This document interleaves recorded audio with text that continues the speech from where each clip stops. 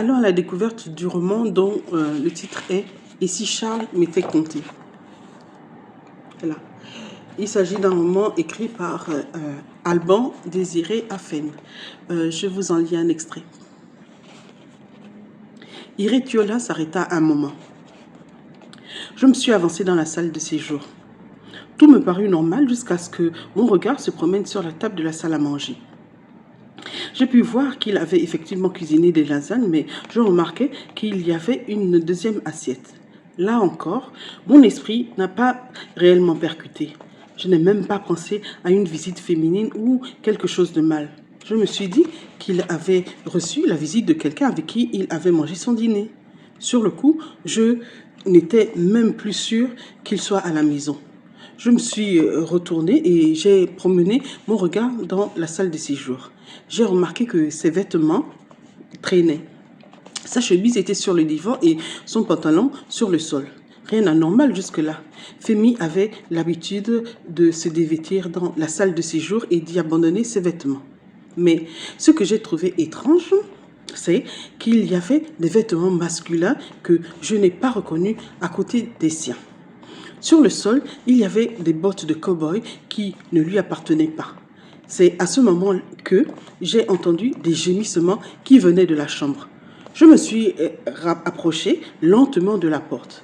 Lorsque je l'ai ouverte, j'ai vu Femi et cet homme. Ils vous ont vu? Oui, je n'oublierai jamais le regard de Femi. Et il n'oubliera certainement pas le mien aussi. J'ai immédiatement refermé la porte. Je suis restée quelques secondes me demandant ce que je venais de voir. Puis, je me suis précipitée vers la porte d'entrée. J'étais tellement déboussolée que je n'ai pas eu la patience d'attendre l'ascenseur. Il n'a pas crié mon nom ou essayé de me rattraper. Il a compris que rien ne pouvait plus être possible après ça.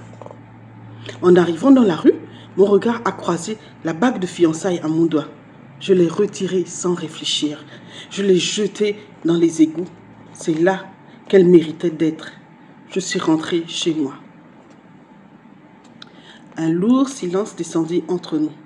Je compatissais à sa douleur et les images de ma propre femme lorsque je lui ai annoncé mon homosexualité me bousculèrent l'esprit. J'avais envie de lui dire que j'étais désolée. Mais j'étais aussi coupable que cet homme qu'elle avait aimé et qui lui avait arraché de la manière la plus violente ses certitudes. Est-ce que cela vous aurait fait moins mal si vous l'aviez trouvé avec une femme? Ma question, alors que je m'étais demandé s'il fallait que je la lui pose, arracha un sourire à Iretiola. C'est étrange que vous me posiez la question. Honnêtement, oui, cela aurait fait une énorme différence. Puis-je vous demander pourquoi? Iretiola me jeta un regard froid. Pourquoi? Parce qu'avec un homme, il y a beaucoup plus de choses qui sont remises en question. Un homme remet votre féminité en cause. Il vous remet en cause dans tout ce que vous êtes. Vous vous sentez trahi, trompé, utilisé, bafoué, mais surtout insulté. Vous vous demandez si tout ce qu'il vous a dit pendant qu'il vous faisait la cour n'était qu'un tissu de mensonges pour vous mettre dans son lit afin que vous lui serviez de couverture sociale. Un homme, ça vous achève et vous rend complètement impuissante. Ça éteint le désir d'essayer de comprendre et de lutter parce que même si vous le voulez, vous ne pouvez pas vous battre à armes égales avec un homme. Vous n'avez strictement rien de comparable. Il a manifestement quelque chose que vous n'avez pas. Et je ne parle pas juste des parties génitales. Un homme remet votre jugement en cause, votre sens de l'observation. Vous vous en voulez de ne pas avoir vu, de ne pas avoir su. Un homme vous renvoie à votre propre féminité, à votre identité sexuelle. Vous vous demandez pourquoi vous. Vous vous demandez s'il pensait à cet autre homme à chaque fois qu'il vous touchait. Est-ce que vous êtes laide? Est-ce qu'il y a quelque chose chez vous qui lui rappelle un homme pour qui il jette son dévolu sur vous? Un homme remet tout en question. Un lourd silence couvrit la pièce. Iritiola semblait être en colère. 15 années plus tard, ses blessures n'étaient pas cicatrisées et lui faisaient encore mal. Vous ne l'avez pas revu? J'ai bien essayé de ne pas le revoir. Il ne m'a pas rappelé le soir même. Il l'a fait le lendemain. Je n'ai pas répondu.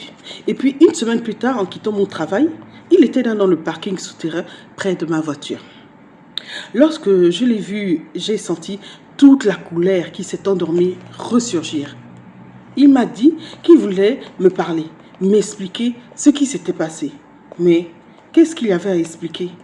J'ai poussé la porte de sa chambre et je l'ai vu en train de faire l'amour à un homme. Je lui ai dit de ne plus jamais chercher à me revoir. Je lui ai demandé de mettre toutes les affaires que j'avais chez lui dans un carton et de me les faire livrer et que j'en ferais autant avec les siennes. Je me souviens avec précision que son regard s'est perdu sur ma main.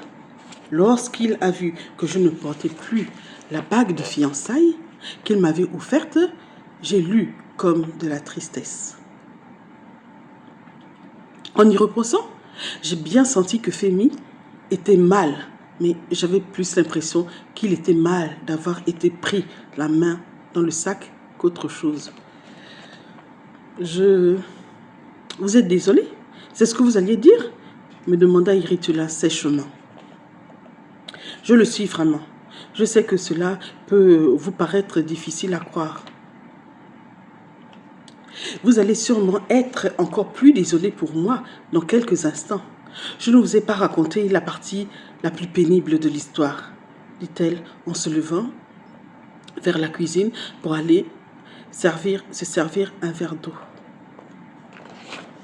Voilà, je viens de vous lire un extrait du roman dont le titre est Si Charles m'était conté. Si Charles m'était conté est un roman écrit par Alban Désiré Affel. Le roman est paru en 2021 et il est disponible sur Amazon. Donc, je vous ai fait découvrir un extrait, voilà, du roman dont le titre est « Et si Charles m'était conté ». Donc, écrit par Alban Désiré Affel. Le roman est paru en 2021 et il est disponible sur Amazon. Voilà. Pourquoi j'ai tenu à vous faire lecture d'une partie de ce roman?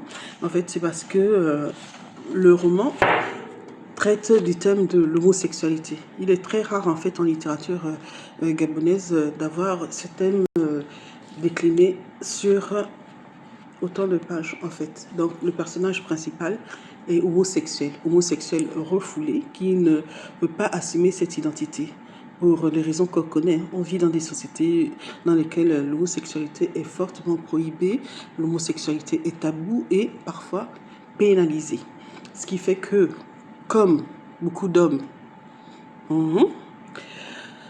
qu'est-ce que fait ce personnage, Charles? Qu'est-ce qu'il fait? Eh bien, il se marie, il a une vie de famille, il a une femme qui lui sert de couverture et à côté, il est amoureux d'un homme qui, à un moment donné, ne veut plus vivre dans la clandestinité et est prêt à faire son coming out, comme on dirait. Voilà. C'est un roman assez intéressant, très intéressant, parce que on a la voix féminine de Iritiola qui nous permet en fait de titiller en fait le personnage principal et de le pousser à dire tout ce qu'il y a à dire et à nous expliquer comment on peut vivre cette double identité de grand homme, homme politique et puis être amoureux d'un homme dans le secret de sa chambre. Voilà.